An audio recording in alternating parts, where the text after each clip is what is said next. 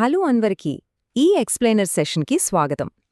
ఈరోజు మనం strength and sanctity a guide for Christian youth అనే అంశంలో ఉన్న ముఖ్యమైన విషయాలను మాట్లాడుకోబోతున్నాం. అసలు ఈ రోజుల్లో యవ్వనస్తులు ఆత్మీయ పోరాటాలలో ఎందుకు అంతగా సతమతమవుతున్నారు? ఇదొక్కటే కాదు, ఈ డిజిటల్ యుగంలో ఆకర్షణలకు ఎందుకు లోబడిపోతున్నారు అనేది నిజంగా మనం లోతుగా ఆలోచించాల్సిన విషయం. అవును, ఇక్కడే మనకు ఒక పెద్ద ప్రశ్న ఎదురవుతుంది. అసలు ఈ రోజుల్లో యవ్వనస్తులు ఎందుకంత త్వరగా పాపంలో పడిపోతున్నారు? ఒక పక్క దేవుని సన్నిధిలో ఆనందిస్తూనే ఇంకో పక్క లోకానుసారమైన ఆకర్షణలకు ఎందుకలా ఆకర్షితులవుతున్నారు? వెలుగులో నడవాలని కోరుకుంటూనే చీకటివైపు ఎందుకు వెళ్తున్నారు? ఈ కన్ఫ్యూజన్ను, ఈ వైరుధ్యాన్ని మనం ఖచ్చితంగా అర్థం చేసుకోవాలి కదా? ఖచ్చితంగా. సో ఈ సెషన్లో మనం 4 ముఖ్యమైన విషయాలు చూద్దాం. మొదటిది, పాపంలో పడిపోవడానికి అసలు కారణాలు. రెండవది, దానివల్ల కలిగే పర్యవసనాలు. మూడవది, వాక్యానుసారంగా ఎలా విడుదల పొందాలి.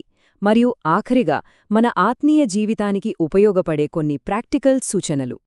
సరే, మొదటి భాగంలోకి వెళ్దాం. పాపంలో పడిపోవడానికి ప్రధాన కారణాలువేంటి? చూడండి, యవనదశ అంటేనే ఫుల్ ఎనర్జీతో ఉండే సమయం కదా. కానీ దానికి సరైన పునాది లేకపోతే అది చాలా డేంజర్. ఇందులో మొదటి ప్రాబ్లం సోషల్ మీడియా మరియు నేత్రాశ. మన అరచేతిలో ఉండే స్మార్ట్ఫోన్లో వచ్చే ఒక్క చిన్న నోటిఫికేషన్ చాలు మన కళ్లను ఆకర్షించడానికి. ఆ చూడకూడని వాటిని చూడటం వల్ల మనసు ఎంత త్వరగా పాడవుతుందో ప్రత్యేకంగా చెప్పక్కర్లేదు కదా. ఇంకో పెద్ద సమస్య ఏంటంటే పియర్ ప్రెషర్, అంటే మన చుట్టూ ఉండే స్నేహితుల ఒత్తిడి. అందరూ చేస్తున్నారు కదా, నేను చేస్తే తప్పేంటి అనే ఈ మైండ్ సెట్ చాలా ప్రమాదకరమైనది. కేవలం మన ఫ్రెండ్స్ మెప్పు పొందడం కోసం, వాళ్ల ముందు కూల్గా కనిపించడం కోసం దేవుని వాక్యానికి విరుద్ధంగా ప్రవర్తించడానికి అలవాటు పడిపోతుంటారు. ఇక మూడో విషయం, వాక్యపు పునాది లేకపోవడం. కేవలం ఆదివారం మాత్రమే చర్చ్కి వెళ్లడం ఎన్నటికీ సరిపోదు. అనుదిన వ్యక్తిగత ప్రార్థన, వాక్యధ్యానం అనే పునాది లేకపోతే సడన్గా ఏదైనా శోధన వచ్చినప్పుడు దాన్ని ఎదుర్కొనే ఆత్మీయ బలం అస్సలే ఉండదు. అప్పుడు పూర్తిగా నిస్సహాయులైపోతారు. ఇప్పుడు రెండవ భాగంలోకి వెళ్దాం. ఇదంతా ఎలా నిర్మితమవుతోందో, పాపం వలన కలిగే పర్యవసనాలేంటో చూద్దాం. స్టార్టింగ్లో ఇదంతా చాలా టెంప్టింగ్గా, ఆనందంగా అనిపిస్తుంది. కొద్దిసేపు ఫ్రెండ్స్ ముందు హీరోలా ఫీలవచ్చు. కానీ లాంగ్ టర్మ్లో చూస్తే తీవ్రమైన అపరాధభావం, అంటే ఆ గిల్ట్, మానసిక ఒత్తిడి మిగులుతాయి. పాపం ఎప్పుడూ ఆనందంగానే మొదలవుతుంది, కానీ ఆ తర్వాత వచ్చే భయం, సిగ్గు మనల్ని దేవుని సన్నిధి నుండి పారిపోయేలా చేస్తాయి. ఈ రిజల్ట్స్ ఎలా ఉంటాయో మరంత జాగ్రత్తగా గమనిస్తే, ముందుగా దేవునితో సహవాసాన్ని కోల్పోతాం. ఆ తీవ్రమైన గిల్ట్ వల్ల వచ్చే డిప్రెషన్ మన ప్రశాంతతను దెబ్బతీయడమే కాదు, మన భవిష్యత్తును, మన కుటుంబ సంబంధాలను, దేవుడు మన పట్ల ఉంచిన ఉన్నతమైన పిలుపును కూడా పూర్తిగా నాశనం చేస్తుంది. మరి దీనికి సొల్యూషన్ లేదా?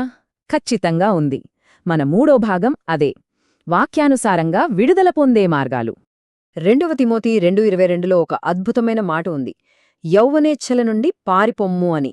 అంటే శోధన వచ్చినప్పుడు నాకంత బలముంది, నేను ఎదురిస్తాను అని అక్కడే నిలబడి ఫైట్ చేయాల్సిన అవసరం లేదు. పాత నిబంధనలో యోసేపు చేసినట్లుగా అక్కడి నుండి పారిపోవటమే మనం చేయగలిగిన బెస్ట్ అండ్ సేఫెస్ట్ థింగ్. అలాగే కీర్తనలు 119:9వ వచనం ఏమంటోందో గమనించండి. యౌవనస్తులు దేనిచేత తమ నడతను శుద్ధిపరచుకొందురు? వాక్యమును బట్టి దానిని జాగ్రత్తగా చూచుకొనుట చేతనే కదా. దేవుని వాక్యాన్ని ప్రతిరోజు చదివి హృదయంలో దాచుకోవడం అనేది ఒక బలమైన షీల్డులా పనిచేస్తుంది. అది ఖచ్చితంగా మనల్ని పాపం వైపు వెళ్లకుండా ఆపుతుంది. వీటన్నిటికంటే ముఖ్యమైనది ఇంకోటుంది, అదే నిజమైన పశ్చాత్తాపం. మొదటి యోహాను 1:9 చెబుతున్నట్లు, దేవుని దగ్గర ఏదీ దాచుకుండా ఓపెన్గా మన పాపాలను ఒప్పుకుంటే క్షమాపణ దొరుకుతుంది. లోపల దాచిపెట్టుకోవడం కన్నా దేవుని ముందు అంగీకరించడంలోనే మనకు అసలైన స్వేచ్ఛ, సంపూర్ణ పవిత్రత లభిస్తాయి. ఇక చివరిగా 4వ భాగం, అనుదినం మన ఆత్మీయ జీవితానికి పనికొచ్చే కొన్ని ప్రాక్టికల్ సూచనలు చూద్దాం. ఎవ్రీడే మనం ఫాలో అవ్వాల్సిన 3 సింపుల్ అండ్ పవర్ఫుల్ స్టెప్స్ ఇవి. ఫస్ట్, ఉదయాన్నే లేవగానే మొదటి సమయాన్ని దేవునికి ఇవ్వడం, అంటే క్వైట్ టైం. సెకండ్, మంచి సహవాసం, మన కోసం ప్రార్థించే స్నేహితులతో కలిసి ఉండడం. థర్డ్ పాయింట్ అకౌంటబిలిటీ అంటే జవాబుదారీతనం. మన ఆత్మీయ పోరాటాలను ఒక మంచి మెంటర్తో పంచుకోవడం. ఎందుకంటే ఈ యుద్ధం మనం ఎప్పుడూ ఒంటరిగా చేయకూడదు కదా. సో ఆలోచించండి, దేవుని మహిమ కోసం ఈ అమూల్యమైన సమయాన్ని మనం ఎలా వాడుకోబోతున్నాం? ప్రతిరోజూ మనం తీసుకునే చిన్న చిన్న నిర్ణయాలే మన ఆత్మీయ జీవితాన్ని డిసైడ్ చేస్తాయి. కరెక్ట్. లోకం వైపు వెళ్దామా లేక దేవుని వాక్యం మీద ఆధారపడి ఆత్మీయంగా ఎదుగుదామా? చాయిస్ మనదే.